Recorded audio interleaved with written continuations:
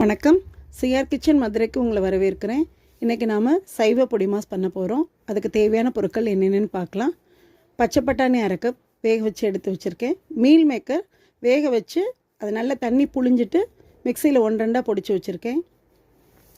வெங்காயம், குழம்பு மிளகாத்தூள் கொஞ்சம் ஒரு அரை ஸ்பூன் வச்சுருக்கேன். பட்டை, அன்னாசிப்பூ, கல்பாசி, ஏலக்காய் எடுத்து வச்சுருக்கேன். 3 பல் பூண்டு, சோம்பு, கொத்தமல்லி, தாளிக்கிறதுக்கு உளுந்தம் பருப்பு, பச்சை மிளகா, கருவேப்பிலை, தேங்காய் பூ. வாங்க எப்படி செய்யலான்னு பார்க்கலாம். பாத்திரத்தில் எண்ணெய் சூடானோன்னே முதல்ல உளுந்தம் பருப்பு போட்டுக்கோங்க. அதுக்கப்புறம் நம்ம பட்டை இதில் போட்டுக்கோங்க, சோம்பும் போட்டுக்கோங்க.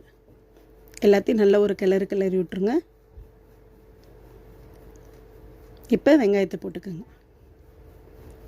வெங்காயம் நல்லா வதங்கினோன்னே அது கூட கொஞ்சம் கருவேப்பிலை சேர்த்துக்குங்க.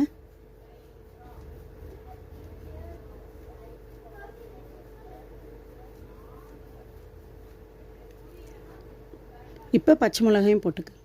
இதுக்கு காரத்துக்கு பச்சை மிளகா தான். பச்சை மிளகா கொஞ்சம் கூட போட்டுக்கோங்க. பூண்டும் சேர்த்துக்குங்க. மிளகாத்தூளும் போட்டுக்கோங்க. குழம்பு மிளகாத்தூள் இல்லாதவங்க தனி மிளகாத்தூள் கொஞ்சம் சேர்த்துக்குங்க. எல்லாத்தையும் வதக்கி விட்ருங்க. இதுக்கு தேவையான அளவு உப்பு சேர்த்துக்குங்க.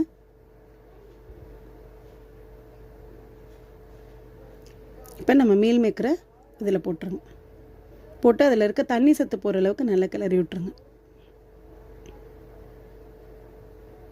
கொஞ்சம் தண்ணி சத்து போனோன்னா நம்ம வேக வச்சு வச்சுருக்க பச்சை பட்டாணியை போட்டுக்கோங்க. பட்டாணி இல்லாதவங்க நார்மல் மீல் மேக்கர்லேயே செஞ்சுக்கோங்க. தேங்காய் பூ போட்டுக்கோங்க. நல்லா கிளறி விட்டுருங்க. கொத்தமல்லியும் போட்டுருங்க.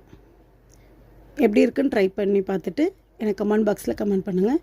சிஆர் கிச்சன் மதுரைக்கு லைக் பண்ணுங்கள், ஷேர் பண்ணுங்கள். சப்ஸ்கிரைப் பண்ணாதவங்க சப்ஸ்கிரைப் பண்ணுங்கள். தேங்க்ஸ் ஃபார் வாட்சிங்.